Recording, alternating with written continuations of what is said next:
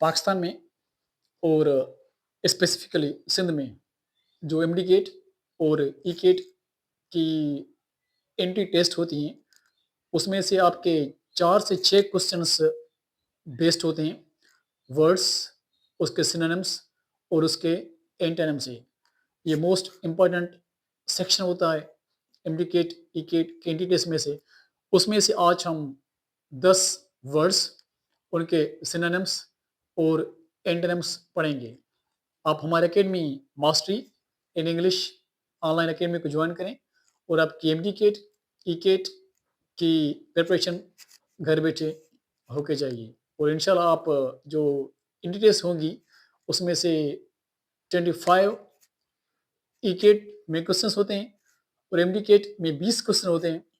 20 में से आप 18 क्रैक कर लेंगे और 25 में से hopefully you would crack more than 22 if you follow us in a proper way.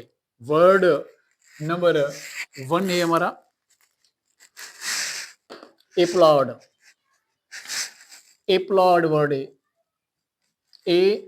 APPLAUD. Applaud मतलब क्लैपिंग। हम क्लैपिंग क्यों करते हैं? When we appreciate somebody, जब भी हम किसी को अप्रिशिएट करते हैं तो हम क्लैपिंग करते हैं। तो applaud मीन्स क्लैप, अप्रिशिएट करना। अब देखिए यहाँ applaud हमारा वर्ब है, उसका जो सिनोनिम है वो भी क्लैप वर्ब है और सिनोनिम दूसरा है अप्रिशिएट, किसी को अप्रिशिएट करना या क्लैप करना। अब जाहिर बात है हम जब किसी को अप्रिशिएट करते हैं, क्लैप करते हैं और जब किसी को अप्रिशिएट ना करें तो उसको हम कंडेम करते हैं या क्रिटिसाइज करते हैं। तो उसका जो एंटोनिम बनेगा वो है एंटोनिम से पुट डाउन या पुट डाउन फ्रेज है। पुट डाउन क्या है? ये हमारा फ्रेज है। पुट डाउन मैं यहाँ लिख रहा हूं, ये हमारा फ्रेज है। फ्रेज क्यों है? ये एक वर्ड है, ये दूसरा वर्ड है, यहाँ कॉम्बिनेशन है दो वर्ड्स की, लेकिन इसको अपना सब्जेक्ट भी नहीं और वर्ब भी नहीं, तो ये फ्रेज बना। अगर हम फ्रेज को डिफाइन करें तो ऐसे बोलेंगे a group of words, words का ग्रुप जिसको अपना सब्जेक्ट और वर्ब ना हो तो उसे फ्रेज बोलते हैं। अब इसके बहुत से मीनिंग हैं, पुट डाउन की मीनिंग्स और भी हैं, लेकिन यहाँ जो इस वर्ड के हिसाब से जो इसका अपोजिट बन रहा है वो है क्रिटिसाइज करना, तनकीद करना। पुट डाउन या कंडेम, कंडेम मीन्स किसी को बुरा भला कहना, किसी को तनकीद करना, क्रिटिसाइज करना। और इसका एंटोनिम है डिस्पैरेज, क्रिटिसाइज। देखें हमने वर्ड लिखा एप्लॉड, वर्ड क्या है? एप्लॉड। अब उसके एक दो सिनोनिम्स बने और एक दो तीन चार एंटोनिम्स हमने लिखे। वर्ड एक है, 4 5 7, आपको एक वर्ड से 7 वर्ड मिले। इसी तरह आप अपनी एमडी केट, ई केट या जो भी पाकिस्तान में जॉब्स की यूनिवर्सिटी की एडमिशन टेस्ट हो उसमें जितने भी वर्ड्स वो के बाद हैं, आप in this way you can enrich, you can enhance, you can improve your vocabulary. Okay, word हमारा 2 है, हमारा वर्ड 2 है वो है apprehend, APPREHEND, apprehend. Sindh university में स्पेलिंग के सवाल आते हैं 6 से 7, तो सिनोनिम्स भी वहाँ होते हैं, एंटोनिम्स भी होते हैं और स्पेलिंग्स भी आती हैं कि आप प्रॉपर करेक्ट स्पेलिंग बताएं।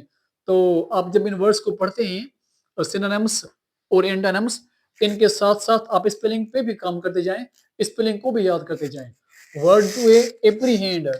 एप्रीहेंड का मतलब है खौफ, यहाँ मैंने उर्दू में लिखा है खौफ, इसका सिनोनिम बनेगा फियर। अब इसका जो अपोजिट वर्ड है वो है फ्री, मीन्स फ्री मन आजाद, कोई भी किसी किस्म का खौफ ना हो, इसे बोलते हैं फ्री। ठीक है, या और इसका अपोजिट वर्ड या एंटोनिम है मिस एप्रीहेंड। मिस एप्रीहेंड मतलब जो खौफ वगैरह ना हो। वर्ड हमारा 3 है एप्रीहेंशन। अब देखें ये जो एप्रीहेंड है ये हमारा वर्ब है। एप्रीहेंड क्या है? वर्ब। ये एप्लॉड ये भी हमारा वर्ब है और ये जो एप्रीहेंशन है ये हमारा नाउन है। अब वर्ब का सिनोनिम वर्ब ही बनेगा, एंटोनिम भी वर्ब ही बनेगा। अब नाउन का सिनोनिम नाउन ही बनेगा, एंटोनिम भी नाउन ही बनेगा। अब ये वर्ड एप्रीहेंशन मतलब फीलिंग ऑफ एंजाइटी, बेचैनी, परेशानी की फीलिंग, फीलिंग ऑफ एंजाइटी। ठीक है, अब इसका अपोजिट है confidence. Suppose I am confident, I don't have any apprehension of anything. ठीक है, I don't have feeling of anxiety मतलब परेशानी नहीं है। ठीक है, वर्ड फोर्थ पे आ जाए।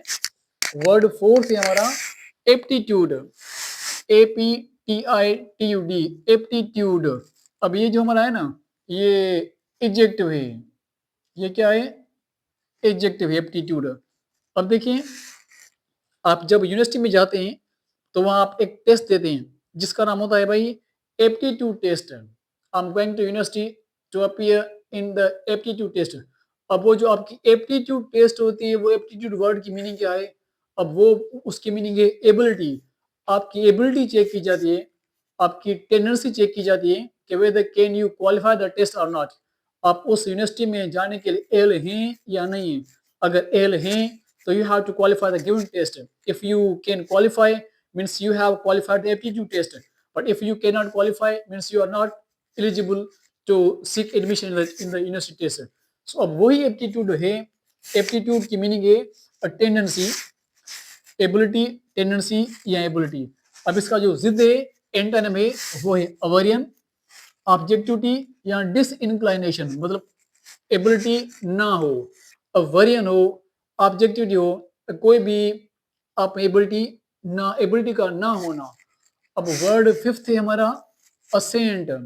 ये भी हमारा असेंट भी हमारा वर्ब है। असेंट क्या है? वर्ब है असेंट। अब इसका जो सिनोनिम है वो है कंसेंट, राजी होना, किसी से राजी होना, असेंट। इसका एंटोनिम है, इसका जो अपोजिट वर्ड है या एंटोनिम हम उसे बोले या अपोजिट वर्ड बोले, जो भी बोले आपकी मर्जी, वो है रिफ्यूज या डिनाई। रिफ्यूज इनकार करना, डिनाई की मीनिंग भी है इनकार करना। कंसेंट राजी होना, असेंट राजी होना। वर्ड नंबर 6 है हमारा, वो है एस्पायरेशन। मतलब आपको कुछ हासिल करने का जब शौक होता है, उसे बोलते हैं एस्पायरेशन। मेरी ambition to seek the knowledge, मैं मुझे नॉलेज सीख करने का बहुत एम्बिशन है, बहुत शौक है, मुझे ख्वाहिश है कि मैं अपनी लाइफ का कोई ड्रीम अचीव करूं, हासिल करूं। जब आपको किसी चीज अचीव करने का बहुत शौक हो तो हम यूज करते हैं वर्ड एम्बिशन या एस्पायरेशन। एस्पायरेशन का सिनोनिम है वर्ड एम्बिशन। एम्बिशन या होप टू अचीव, जब आपकी होप हो कुछ अचीव करने के लिए, उसे बोलते हैं एम्बिशन या एस्पायरेशन। जिद, लेजीनेस, अपैथी, जब आपको कुछ हासिल करने का शौक ही ना हो, कोई इंटरेस्ट ना हो, डिसइंटरेस्टेड। वर्ड नंबर 7 है एसिमिलेट, ASSIMILAT, एसिमिलेट मीन्स मिलाना, एडॉप्ट या कनेक्ट। अपोजिट है अलग करना, डिसइंटीग्रेट या डिस्पर्स, फैला देना, अलग करना। वर्ड 8 है एस्टॉनिश। ये भी हमारा वर्ब है, ये हमारा नाउन है और ये भी हमारा वर्ब है। ठीक है बेटा, एस्टॉनिश मतलब हैरान कर देना या परेशान हो जाना। इसका जो सिनोनिम लिखा मैंने लिखा है वो है कंफ्यूज। Astonish, confuse. अमेज भी होता है, अमेज्ड, मैं यहाँ लिख रहा हूँ एस्टॉनिश या अमेज्ड, AMAZD, अमेज, हैरान परेशान हो जाना। ठीक है, अपोजिट है इसका अनकंसर्न्ड या अनएस्टॉनिश्ड। जब आप कोई काम करें या कुछ देखें तो आपको कोई भी हैरानी ना हो, आप अनकंसर्न हो, आपकी उसमें कोई भी हैरानी, परेशानी, कन्फ्यूजन वाली बात ना हो, उसे बोलते हैं अनकंसर्न्ड या अनएस्टॉनिश्ड। हमारा वर्ड 9 है वो है आर्बिट्रेटर। आर्बिट्रेटर, इसके जो सिनोनिम्स हैं वो है अंपायर या रेफरी। अंपायर या रेफरी, आप जब रेफरी, अंपायर और रेफरी, आप जब क्रिकेट देखते हैं तो उसमें एक अंपायर होता है। आप जब और गेम्स देखते हैं वहाँ रेफरी होते हैं। तो उनका काम क्या होता है कि जब डिसीजन देना, when any fight or quarrel battle breaks, then there is a third person who plays his major role to arbitrate, to mediate, to resolve the matter। Matter को हल करना, रिजॉल्व करना, उसे बोलते हैं आर्बिट्रेटर या रेफरी या अंपायर। ठीक है, इसका अपोजिट है agitator, the one who always creates hurdles conflicts, problems, जो ज़्यादा मसले क्रिएट करे, प्रॉब्लम्स क्रिएट करे, उसको बोलते हैं एजिटेटर।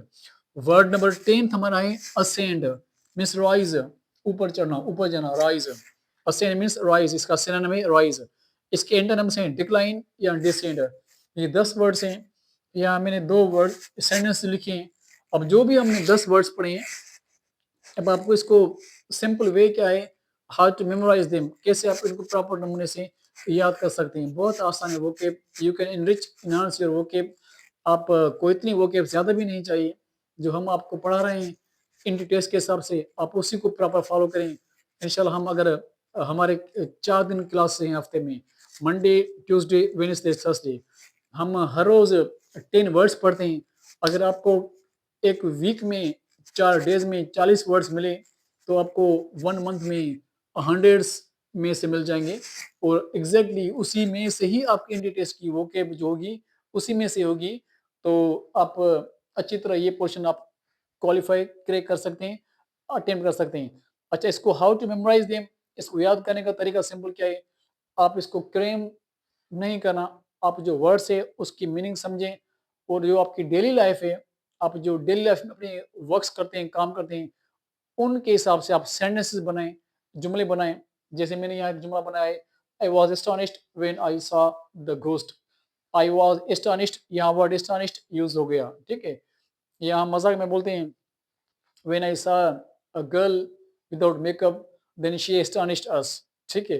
तो ये भी सेंटेंस यूज कर सकते हैं, मजाक, funny, ridiculous, funny sentence use कर सकते हैं आप अपने सेंटेंसेस में, अपनी डेली लाइफ के हिसाब से। तो आप उसी तरह अपनी वर्ड वो के भी याद कर सकते हैं सिंपल वे में।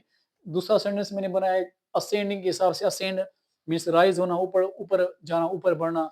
The water level is ascending due to the heavy water flow, ठीक है। तो जैसे मैंने यहाँ 2 सेंटेंस बनाए हैं, number 1 and number 2, I have made written down the 2 sentences, and you have to go through all of these 10 words and make the sentences of your own। तो हमें जो स्टूडेंट्स को मैंने ग्रुप ऐड किया है, जो ग्रुप में paid students हैं, ग्रुप ऐड हैं एकेडमी के हिसाब से, तो वो अपने सेंटेंसेस मुझे डेली बेस पे भेजें, जिसे आप भेजते भी हैं। तो उनको मैं चेक करके आपको बताऊंगा कि किस में क्या मिस्टेक है, कहाँ सब्जेक्ट पुट करना चाहिए, कहाँ वर्ब पुट करना चाहिए, कहाँ ऑब्जेक्ट पुट करना चाहिए, कहाँ प्रीपोजिशनल फ्रेज पुट करना चाहिए, कहाँ कॉम्प्लीमेंट पुट करना चाहिए। तो ये बिल्कुल आसान काम है। आप अच्छा यूनिवर्सिटी में अच्छा डिपार्टमेंट सीख कर सकते हैं, आपको अच्छा डिपार्टमेंट एलोकेट हो सकता है, लेकिन शर्त है कि आप हार्ड वर्क करें और हमें फॉलो करें जो हम आपको पढ़ा रहे हैं। Thank you so much. अल्लाह हाफ़िज़।